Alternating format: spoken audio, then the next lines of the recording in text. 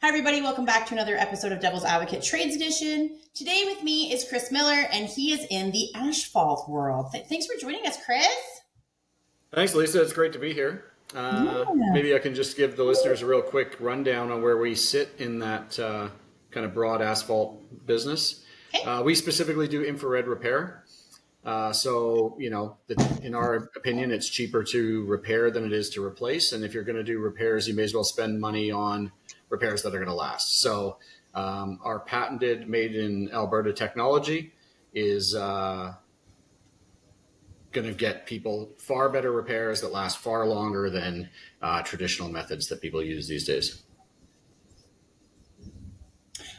I love that. I'm in Alberta. I wish you guys were in Calgary, but you guys are in Edmonton. So I'm going to have to come out and do more work in Edmonton. Like, oh, darn, right?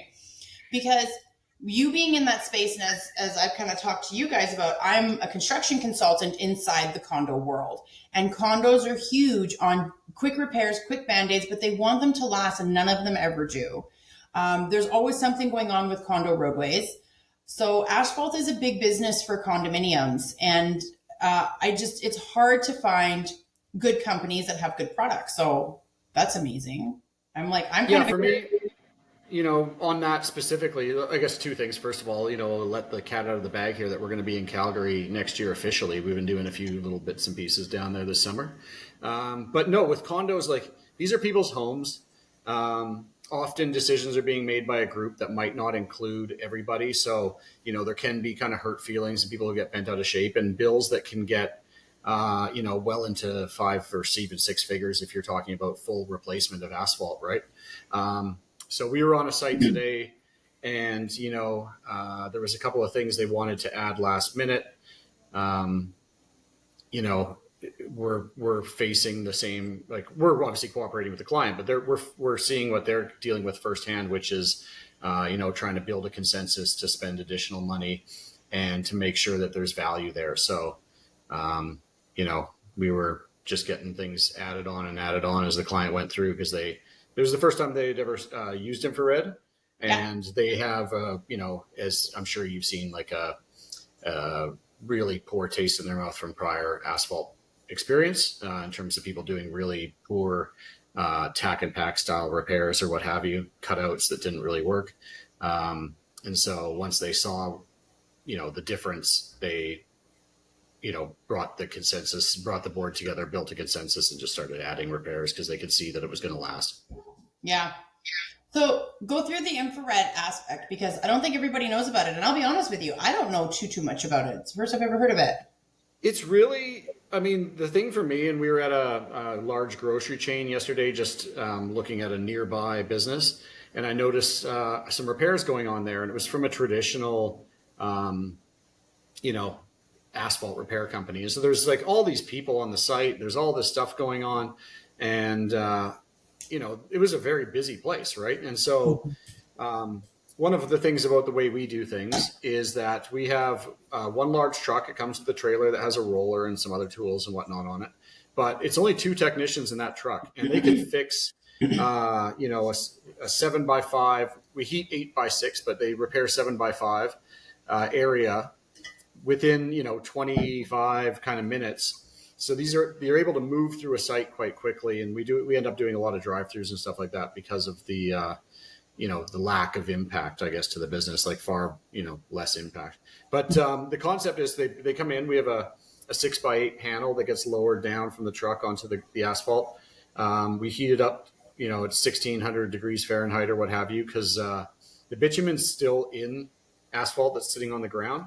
And so we are able to essentially reheat the liquid that's in there. And once that's happened, it's malleable. And so the guys with specialized rakes and other tools are able to manipulate the material. They bring fresh asphalt with them, but unlike a paving company or whatever, we're not bringing in dump trucks and dump trucks of asphalt. We've got 4 tons on the truck, and they spread it. There's a little bit of fine tuning because those guys are kind of there's a bit of an art as well as a science to it, to make sure things drain and whatnot. And then once the material's placed, they roll it, and it's the only thing you'd notice is that it looks like brand new next to your older asphalt. So it's fantastic. Uses way less material, way less vehicles, way less people, way less impact to the business, and we can roll through sites pretty quickly. Okay. But like the infrared itself, so it's like, how does that work? Because are you just using like the red, like, so that it's like adhering to something? Like it's just heating it up? So the panel comes down onto the surface, Okay. and there's tubes which emit infrared rays, and they just penetrate usually 2 to 3 inches, depending on what type of mix was used previously and the size of the aggregate and whatever, into the asphalt. And it just, it's, I want to make it sound fancier than that, but it's kind of the gist of it right there. No, you know what I love about it is that there's just a part of me, because I'm such a natural, like I do a lot of naturopathic aspects for my like healing journey and my health journey, my wellness journey. And so when you talk about infrared, I'm like, it's just helping everywhere. It really is, I don't know if you can get a tan from Cool. it. I haven't, tried to stand in front of it for a long time because it's pretty hot. But Yeah, I no. guess hypothetically you could, maybe. I don't know. Well, I have an infrared hothouse, which is a dry sauna. Yeah. So I got that because I ended up, so I had a critical illness. And so I bought, like, they're expensive. They're like $15,000. I Mm-hmm. ended up having so many amazing people around me supporting me through my journey on that. But so I didn't actually pay $15,000. I paid less than that. But Nice. regardless, it's in my home. It's like a tanning bed, but it's like a dry sauna, but it's designed for like autoimmunes and cancers and all kinds of things like that. And it's amazing. I love it. But yes, it gets very hot. So, because it's like a sauna, right? It sweats. It goes down like 9 layers of your skin to help Yep. heal. So it's amazing. I mean, I don't know if I would do it with the one you have, but but Yeah, infrared is you have to really wear your good. safety boots and high vis on the way in for sure, at least. Oh yeah, and then like in the infrared hothouse, you can't put your eyes in there, and you can't wear any jewelry, Mm-hmm. right? Yeah. So I have to be cognizant of that. So I stick my kids in the infrared hothouse that I have, or the soaky bed, and when they're sick, and they're better in like days, not weeks. So Mm, it's doing something, right? totally. Yeah. Okay, quick question for you, I guess. Sorry, bear with me here. Let's That's just good. do that. Quick question for you, just in terms of the consulting side. I Mhm. mean, what are you finding to be the challenges in terms of when you're dealing with customers who are looking to do asphalt stuff? Like in general. Yeah, just generally. I mean, like pricing always seems to be a thing. Scope of the work in terms of the impact. If you're doing a So repave, yeah, okay, no, that's or understandable. like the order of operations, because people typically want to put asphalt last, especially if roof things. I mean, if I had $1 for every time someone told me a roof project was more important than maybe I wouldn't be working right now. But there's always kind of the order of operations too, which you know some people, obviously roofs matter, but for me it's like if someone's going to go and fix a pothole for a couple $100 or whatever, instead of waiting until it turns into a problem where they've got to go and cut it out and spend a few thousand or whatever, that's something I always think that people should be kind of having more top of mind than necessarily you might find the clients have it naturally, right? Okay, so in condo, nobody knows a lot about asphalt. They just don't. And so they don't understand that there are many different types of asphalt. They don't understand that there are different types for repair, different types for highway, different types for heavy load, different types. They don't understand. So they're just like, fix my road and get cold mix. And I'm like, ooh, that's just a Band-Aid. Like Yeah. if that's like winter time, you need this fit, like it's gonna take off someone's hubcap, it's gonna cause a problem. You just need something there now. Which normally Yeah. I would say fill it with gravel before you use a cold pack on it. Yeah. I'd say I just agree. fill it with gravel, and then we'll deal with it in the summer and we'll deal with it properly. But that's a Band-Aid repair. And what happens is you have too many condo boards that want to just Band-Aid, Band-Aid, Band-Aid, Band-Aid. And then what happens is they're also going in. So I find with condo boards, because they're volunteer basis, they don't have enough education, and they don't have enough understanding of how the trades work, and they always get schmoozed by some person who's like a pop-up, doesn't know what the hell they're talking about. If I had $1 for every time I walked onto a site that I had to fix with Yeah. asphalt, I'd probably, I'd be a millionaire. So, but I'm not there yet. We'd be golfing more. Right? Right? We'd be golfing more. So that's my biggest thing is that they're not educated enough. I don't believe it's price as much as people think it is. It's more just nuisance, get it fixed. How do we get it fixed? What's the fastest way to get it fixed? And then when they are planning on doing an actual repair job or remediation job for it, what upsets me is that they get too quick about it. Like when I walk onto a site and someone says, oh, they're going to come and do an overlay. Okay, well, have they talked about the grading issues? Have they talked 100%. about, yeah, like have they talked about how this could exacerbate the grading issues? Have they talked about how they're going to fix it? Like, what are they doing? Like, if you're going to do an overlay, that's great, but have they walked you through the process of an overlay, what it costs, what are they using? Are they using a sealant? All these different questions I get them to ask, and they're like, I don't know. And I'm like, okay, but you just paid him $275,000. Why don't you know that? I saw a train wreck overlay job earlier this year where, and the company who did it does claim that they've disclosed what what happened in advance to the client, but who knows? The client has a different story. But now because the overlay is so high, the water's flowing from the roadway onto people's properties, and now they've called us to come fix it because we can do stuff like that. But I just feel terrible when I come across these people who have thought they've spent the money on the right things, and then suddenly they're spending more money because they exactly to your point, didn't ask the right questions or didn't have a good idea of what was going to happen there, and maybe we're dealing with somebody smooth talker type, who just wants to get that done, doesn't really care because they're not like, yeah. With us, we want to be dealing with condos every year. You know what I mean? Like there's always going to be a new pothole. There's always going to be some hazard. We want to come fix that. So we're not happy. We're not here to try to just collect, 50 grand from somebody and never come back and, whatever. The company's been around. SmartFix has been around since 2011. You want to be the go-to for anything and everything. That if they're 100%. Thinking about it, you need a quick fix. Okay, let's deal with this aspect and we'll come back. We'll circle back with you want to give people a plan so that there's an actual, fix, like a long-term fix, a long-term solution. So It's not that you can't go and do the quick little fixes or the quick little, Band-Aids, but you want them to understand that it's a Band-Aid. And these are the pros. Can take these costs into consideration for next year or for 2 years from down the road, so that you can do this properly. And I agree with that. And that's something that I do when I go to do my lunch and learns when I'm with property managers I have trivia, and I ask the property managers about building envelope and asphalt and what else is there? Restoration, because those are the big ticket items that come up in condos. They can be big or small, but they're the biggest nuisances for condo boards. Yeah. And I'm like, how much do you know as a property manager? And a lot of property managers don't know a lot. They know some, but they don't know a lot. And there's some of them that are like, there's recycled asphalt. I'm like, yes. And they're like, and you can buy it? I'm like, yes. Yeah. So there's just little things, right? That there's certain types of asphalt that you use closer to environmental, habitats.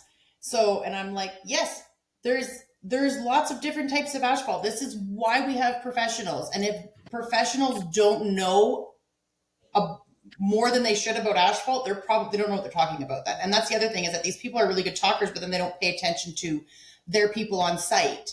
And that's a problem. I get so nervous for people, and that's why I exist. And then when people are like, oh, Lisa, you're kind of expensive. I'm like, I'm a consultant that stops you from spending $275,000 on a botched job. That's my job. 100%. Yeah. Right? So I'm a drop in the bucket, kind of like an engineer. Engineers are there to make sure the structures are done properly and that everything is done so that, things don't fall the fuck apart, for lack of a better term. So that's why an engineer exists, but they're a drop in the bucket compared to what the cost of the entire project is. So someone like you comes onto a job and you say, okay, Lisa, this is going to cost $300,000. I'm like maybe $60,000 and everything's done properly. I know you're a reputable company because I vetted you.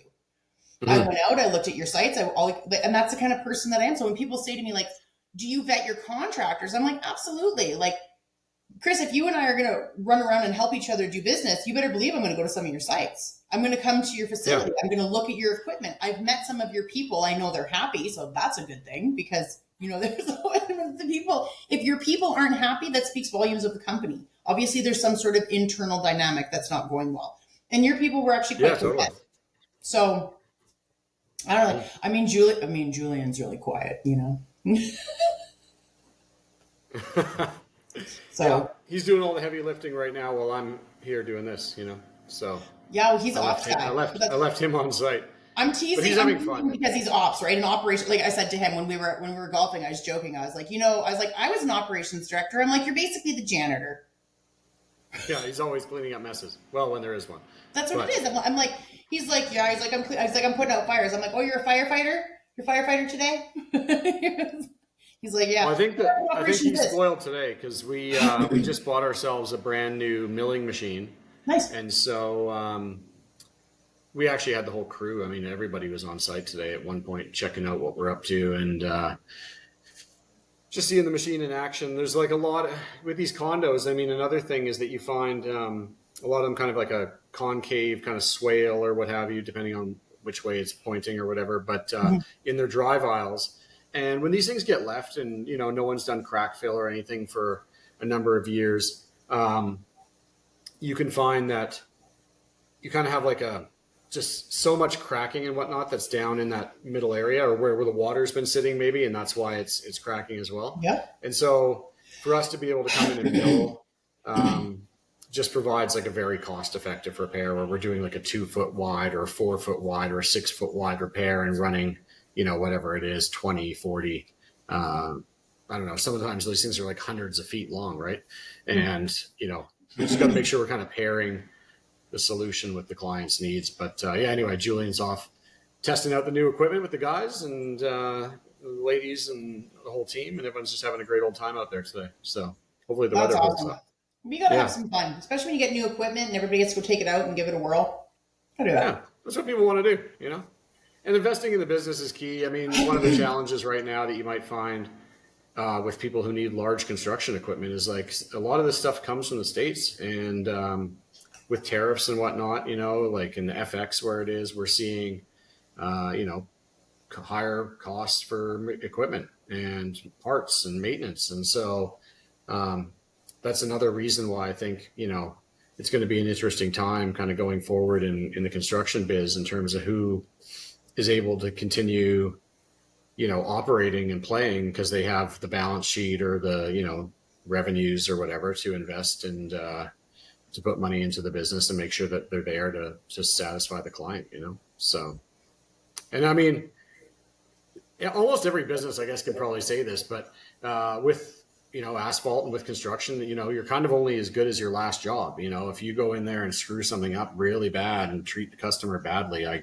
I'm pretty sure a lot of people are going to hear about that, so it's not wrong, but so here's my take on stuff like that, because people are uncontrolled variables, right? Because I have a safety background, it's something I always make a joke of. I'm like, people are uncontrolled variables. There's no control for them and they don't listen and they're the biggest hazard. But what I will say is that you could have a client for 10 years and they could be the happiest client. And then one thing goes wrong and then their review goes up and it's a 1-star review. But yet they didn't talk about the last 10 years they were happy with. So I always find that interesting. And then with me as a consultant, I'm not always about like shit happens. It's just part and parcel of the whole thing. Like it does. Things go sideways, schedules get screwed up, people get pissed off, whatever the case may be. For me, it's all about the recovery. How are you going to fix this? It's happened. Can't take it back. So how you recover from it is what speaks volumes, and it's where I will pull my clients into tow with me when they're mad and they're like, I'm going to take to Facebook or I'm going to take to reviews. And I'm like, we're not going to do that. We have to give them the opportunity to fix it. And we're going to see what they're going to do with it. If they don't take the opportunity, take to all of the social medias you want. But until they give us a reason to do that, which they haven't, they made a mistake. There was a mistake happened, whatever. You got to give them an opportunity. And that's the biggest thing for me because like I said, shit happens all the time. So if every time we ran and whined about something that went wrong, I mean, like, I guess that's why social media exists. Half people do. But, Yeah, for sure. but I pay attention to the recovery because there are a lot of contractors out there, but there are only very few that are really good at their jobs. And they're good all the way around with their client retention, with their staff, with their product, with their procedures. They're only, like, I mean, there's very few and far between that have all of it figured out. But the ones that are good with skill and internal dynamics are the ones that I look at when I'm like, when people are like, well, we've got 3 traits here. And like let's say there's not one of them that has, all of the components I mentioned. I'm looking at, is everybody happy? And do they have the skill?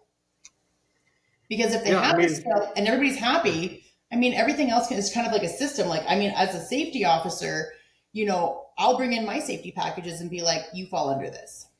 Here's all your JHAs. You do it. Like, those things can kind of be mitigated. You know what I mean? Like, you can source that, like, especially with someone like me can. I don't think there's too many people that would be like, oh, let me put you into my safety program.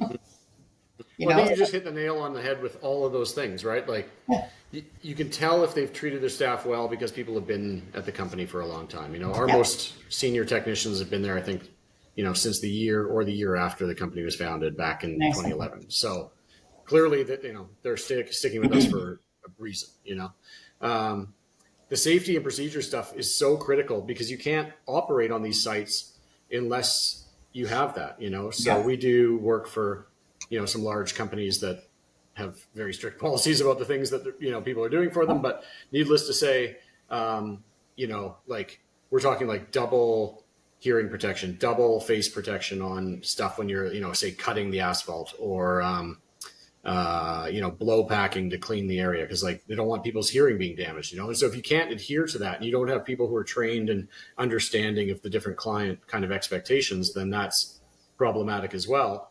And then if someone isn't treating their people well and not taking care of their safety and / people and customers with that stuff, then that's when you are dealing with some type of train wreck operation typically. And you're usually not even finding that out until you're seeing the end product, which is then, horribly wrong type thing usually, right? Yeah, so, absolutely. Yeah. Safety is a big thing, and it's also a culture, right? Yeah. I've had lots of safety talks, and when I say that, I mean, like, on my podcast as well, I've had safety people come on. Elizabeth, she's with Safety Supply. Yep. Safety Comply. And she's out here in Calgary, and she's a safety officer, and that's her business, and she does really well, and she's smart as a whip, and her and I sometimes will knock heads because she is a lot more of the now legislation, and I'm kind of still stuck a little bit in the older legislation where I'm like, what do you mean you don't have common sense? What do you mean common sense doesn't exist? Common sense exists. And she's like, oh, no, Lisa, like, that means that you'd say that we all had the same experiences. And I'm like, everybody knows red means stop. And she made a really good point one day. I was actually really impressed with her. She goes, red means stop because everybody knows it means stop, which means everybody passes it down and teaches it. So it's actually not common sense. It's learned because everybody has to learn it. So your parents who know that teach their children, then teach their children, and that's how it goes down. So then it then becomes an idea of common sense because most people know it. And I was like, okay, although that makes a lot of sense, there's still an element of common sense, which means that it is common to most people to know this, right? So when someone walks through a barricade, which happens a lot more than people know. When people walk through a barricade that's, been implemented there because there's a large excavation and they fall into the excavation or they twist their ankle or they become injured, there's a part of me that's like, you're an idiot. What part of danger, please go around, please utilize other sidewalk, big orange fencing, like, where in there did you think I'm just going to walk through this? This doesn't apply to me. Like, where did that, like, or drive through? They love driving through those things too, right? And I'm just like, the entitlement is strong, Yeah. Like, because I mean, even city, like I've seen people like blow past like sign holders for the city of Calgary and city of Edmonton. I've seen them blow past them. And there is limits. Like there you can like if a cop is there, you're gonna get your ass handed to you. Like some cops will take your Appropriately license so. for 24 hours. Yeah. You know, so and they're just or they'll boot your vehicle if you're going too fast. But I've seen people blow past and I'm just like, I would hate to be working highway. I'd hate to be working roads right now.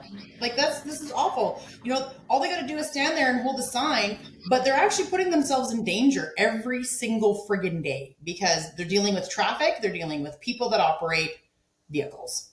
And everyone's different. And some people are like, I don't have time to wait, so fuck you, I'm going. And it's like, oh, okay, well, you want to. You wouldn't believe. So we're kind of lucky because most, like, well, not lucky because we'd be doing the city of Edmonton a favor if we were providing service to them, but they choose to fix their own potholes their own way. But luckily, we're on private property 90% of the time or 95% of the time. You know, the thing that is remarkable is the stuff you're talking about, where I've seen people on the highway with pylons trapped under their cars because they've cut through the thing and have taken stuff out. It's crazy. That happens on private property too, and like, it's really keeping people mindful of the hazards and the traffic hazards, and their inability really to control these people and just to be kind of like proactively looking out for themselves, or if they see someone coming down the drive aisle to kind of make eye contact, make sure that they see the signage because like you just said, they somehow choose to not see it quite often. But no, I mean, those hazards are out there. They're remarkable. And I think it falls on, me and my role as a general manager to make sure that our staff are going home safely at the end of the day. So, I like to be checking out sites, checking out what's going on, seeing what the environment is. Because some days you can just feel it in the air, right? When people are kind of, it's a full moon or something. I don't know. But it's true. So. No, it's true. And it's I think it's one of the hazards of the biz. Yeah. No, and it's good that you're like that, Chris, because you're sitting in your hierarchy, where you are in your hierarchy is amazing that you have that attitude towards safety, because a lot of people don't have that attitude towards safety when they're sitting in the managerial positions and the higher and the executive positions. They're like, man, it costs us too much money. It's hurting our bottom line. Just hurry up and get it done. We're on schedule. We don't have time for this shit. And I'm like, you need to make time. You need to make time, because we're not talking about burning into your line. Your line is going to be a lot more burnt if something happens to someone in your company. 100%. Yeah. I mean, you can be shut down by OH&S, to start, let alone, So to me, I mean, and I think that, we've kind of touched on this in maybe a couple of points earlier, but like the long game is really where people need to be looking in these businesses. And I look around, you look at these big guys, like the huge ones or whatever, PCL and Ellis Dawn, and, they've been around for decades, and that's, why they continue to get business and are at the top of the charts and in the the revenue ranks. Right. Yeah. And that's why we get called on things, because, we're looking at a kind of an awkward situation. They put in a stormwater management system, and, we did an inspection. We have a partner who does crawler cam inspections, and, we did some looking around under there to inspect this thing for them. And, the thing just wasn't put together properly. Luckily, the system itself is holding together, but the compaction wasn't done properly either. That's given way.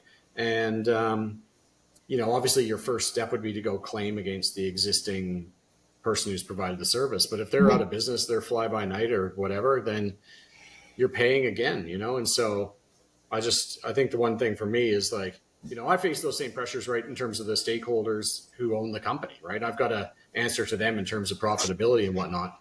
But exactly to what you just said. It's like you can't, looking at a few, dollars on a project is one thing, but if you have somebody injured or some type of damage to the customer's property or whatever, then you're looking at substantial impact to profits that is detrimental to all types of people who are counting on us to be successful every day.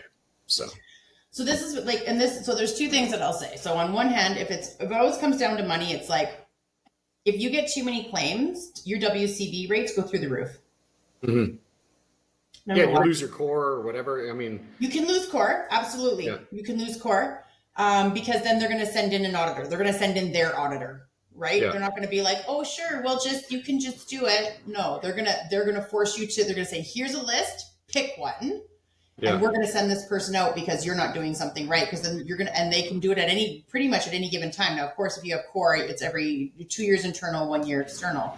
But I mean, they are an agency that can turn around and say, no, we're coming in, like, you have way too many injuries on your site and you're supposedly core certified, like, something's amiss here, right? But then Mm-hmm. there's like, so there's WCB that your rates can go up, your WCB can even be canceled on you because you have too many claims. um, you can be shut down by OH&S, which is going to cost you, loss of time. Potentially um, criminal charges for the company as well. you can take criminal charges and fines. Yeah. But I think my one favorite one that I use, because I mean, you have to be a complete and utter, like, callous and asshole person to even be like this. But I've gone to a boss and said, would you like to go and tell, so and so's mother that they're not coming home? Because that's your job. It's not a cop's job. It's your job. You own the company. So Yeah. do you want to go ring her doorbell and let her know that you allowed her child to be put in a position where now he's not or she's not coming home? And a lot of them are like, no, like, why is that my job? And I'm like, you're the owner. Mm-hmm. I'm like, and nobody else technically has to take that job unless you have, like, a communications person. I don't know many trades companies that have communications people, If they unless, have a communications problem, it's because they've had some problems in the past, I think. right? Yeah. We need someone to finesse this for us. Please put it in. Please put it in your good talk. We've made a lot of mistakes. But it's funny that you use the Ellis Don and the PCL, because I say that a lot too. Like, the big boys, they just do it. It's like, which is funny to me, because I sit there and I'm like, for companies that want to model after, there's a lot of companies out there that are like, I want to be the next PCL. I want to be the next Ellis Don. I want to be the next big boy, right? And I'm like, okay, well then take notes on what they're doing and do it, because there's lots of work to go around. Totally. Ellis Don did our exchange over here. They did by the way, they did a fantastic job. So they had a Mm-hmm. set timeline, which is funny because a lot of people like to bitch about roads.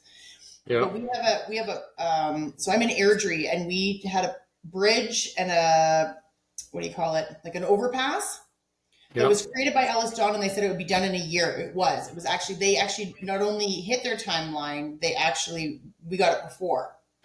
So Nice. they opened it before, yeah, like they did really great job. Now, the only thing is that you can either go into Calgary or you can come in from Calgary, but you can't go to Edmonton and you can't come in from Edmonton. So the highway only comes in and goes out one way, Yeah. right, on the interchange. So, or on the bridge, or whatever you want to call it, the ramp. Right. So we only got 2 ramps coming in where most people have 4. So that, I'm sure, will happen eventually at some point, but right now it's like, because that would be amazing, because when I come in from Edmonton, I have to take Yankee Valley, and I'd really like to take 40th if I could. So, like, Stella's Dawn, come That back. road gets stuck up like crazy. I mean, coming out of Calgary in the evenings is just tough. It Tough. can be. I've But seen traffic. I think one thing, so correct me if I'm wrong, but I believe PCL is like employee owned. And, for us, right, there is, like I said earlier, an art as well as the science of doing infrared. I mean, you have to have skill. And so when I think of, like, technicians off the top of my head who I know, put in a lot of hours for us and do a lot of good work for us, we couldn't succeed without them. And the work that they're doing and their ability to do that is really, key to our success. And so, I've worked at a lot of, bigger companies over the years and whatnot, and, key relationship management kind of things. And it's still, there's always the saying at some of these places that, like, everyone can be replaced, and that's true to an extent, but, it's far better to keep the good people that you have and take care of them. And, if that costs you a bit of money, then it does. And Yeah. in the long run, everybody wins, and it's a win-win for people as opposed to trying to make things like a win-lose, which typically blows up pretty quick. I actually hate the phrase win-win, or sorry, I actually hate the phrase everybody's replaceable. I hate it. I think it's the most disgusting thing people can say, because I can tell you right now, when people say anybody's replaceable, you're basically saying that money talks and bullshit walks. And although there might be some elements of truth to that, you're basically saying that people have a dollar bill in their head. So, oh, Mary didn't make it in. Oh, she died in a car accident. That's too bad. Send some flowers. Okay, let's promote within. Like, I understand that a company has to run, but that to me is disgusting. Because if you had, I agree with you, but I think when I talk about it, it's more of like, this person's good work generates this much revenue for the business. 100%, yeah. We can obviously get somebody else to do that, and it's going to generate some level of revenue for the business.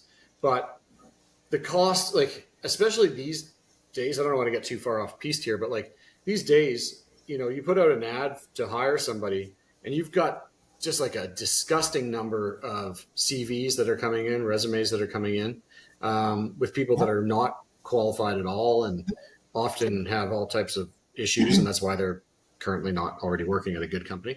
We do find some great people out there, but like my point is more that the amount of work and the amount of time required to go through that and to go through that hiring process,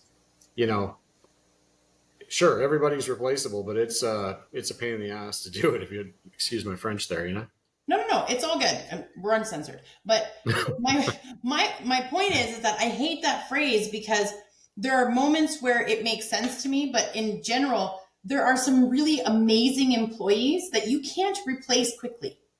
It's almost detrimental to replace them at all. And I agree. You know what totally. I mean? So when people make that comment, because it's such a generalized comment, I'm always like, no. I appreciate that companies need to continue to work and whatever and this and that. And there are some companies out there that take that very seriously. If something happens to somebody in their team, they kind of make sure that everybody's, kind of pitched around them and whatever. But I agree with you. People nowadays pad their resumes, don't know what the fuck they're talking about. They're coming into your companies. You're wasting your time. What a lot of people don't understand is companies, it's money and time to hire and have parting of ways, because you have to hire them. So you have to take time out of your day to go through the resumes, weed through which ones are okay, then do all of your onboarding, training. And then if that doesn't work out, because the guy or girl only lasts 2 weeks or 2 months or 6 months, you're doing it all over again. Yeah, exactly. And it's right. It's the time and the cost to do it is wild. And yeah, I was going to go off about how all these hiring sites tell you they can save your time and save your cost by doing this and that, but it's really no matter what they're claiming, it still takes a ton of time to do. So 2 things. So you're correct. PCL is 100% employee owned, which is very cool. Very cool, PCL. The other thing is that so I'm doing a lot of networking events in Calgary, and there's one I go to. He's an amazing, incredible guy. His name's Adam Woodward, and he puts on these coffee networking like once a month, twice a month kind of thing. And we all meet down. I hate where we go though. He goes to the Beltline, and I hate the Beltline. I'm just like, I don't want to drive downtown Calgary. I'm not scared of it. I just hate it. So yeah. But it's pretty far for you. I mean, it's a trip. It is far for me, but at the same time, the drive doesn't bother me. Downtown doesn't bother me, but when there's a lot of construction and a lot of stupid, it's frustrating. Parking. So I mean, parking's a pain in the ass, especially because I drive a half ton, so that's a pain in the ass. But yeah, but he has this networking event, and so anyways, my point is that I got to meet some pretty amazing people, and so Greg and Veronica are headhunters, and they're Headhunter Canada, and they are amazing. They both started this company, both super different people, like in their own way. Like when you talk to them, there's a lot of similarities, but they are very different people. Like Greg played pro basketball. He's like 7 feet tall. I was bugging. I'm always like, oh, hey, little guy. And then someone's like, "Did you want a booth?" Because then they're like looking at him. I'm like, "Oh yeah, it's okay. He'll just pretzel it up. It's fine." And but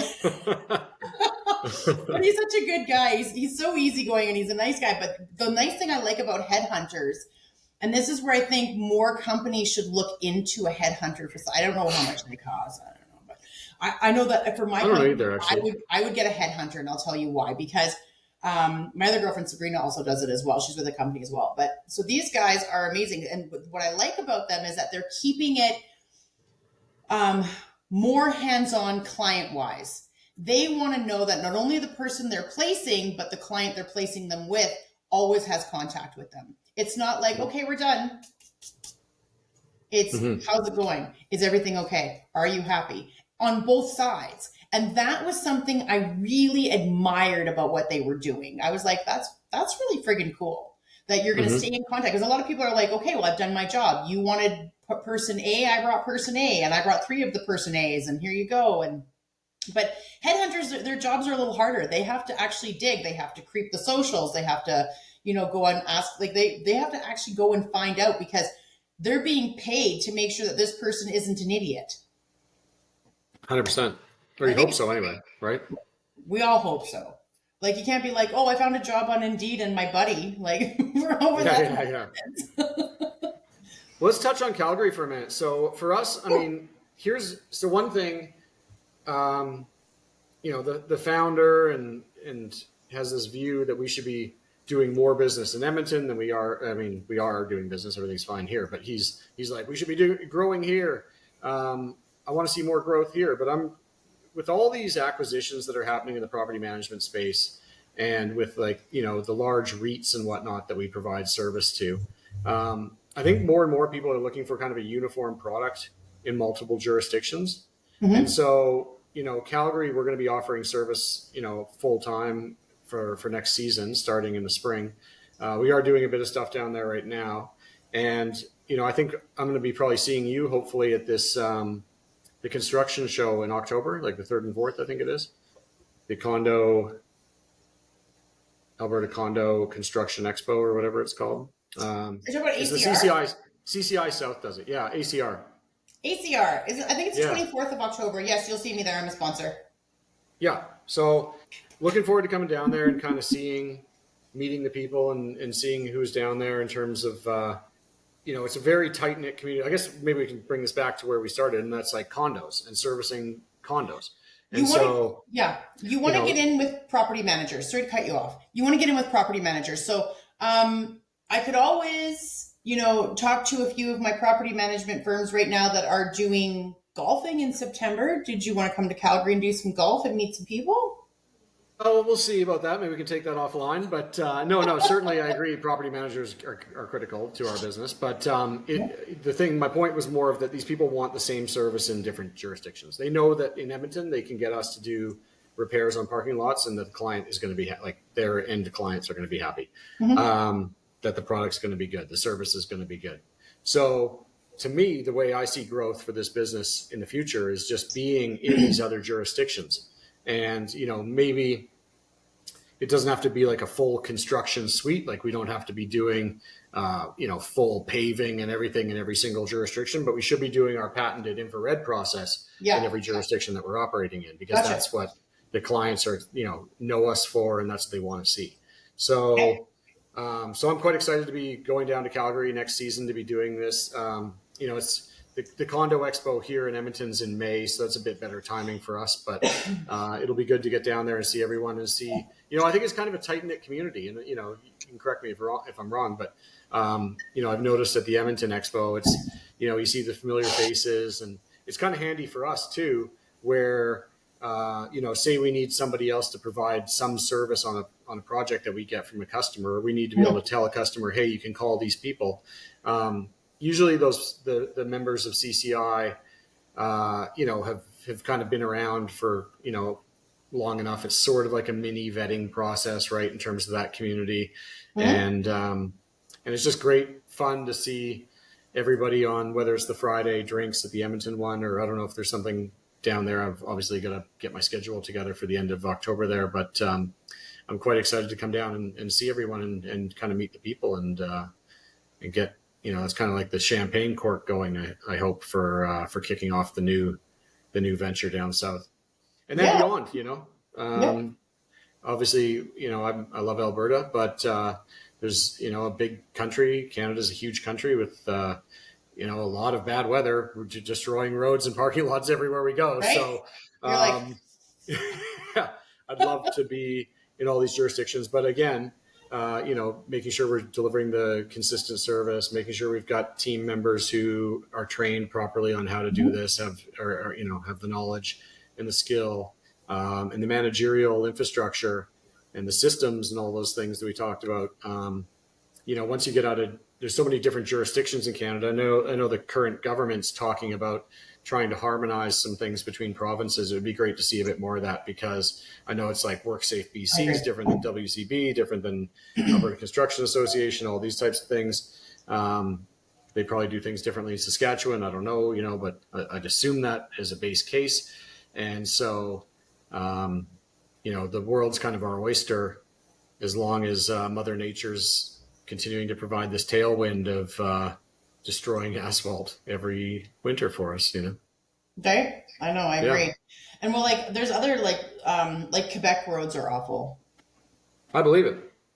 Et puis, je Awful. peux parler de français. Alors, we should get a Quebec City Oui, office going or je something. vais In parler Montreal, français. Allez yeah. au Montréal. Allons-y. Let's allons-y to Montreal and get une autre branche functioning. Oh, where's the producer? We need to get that edited. Yeah.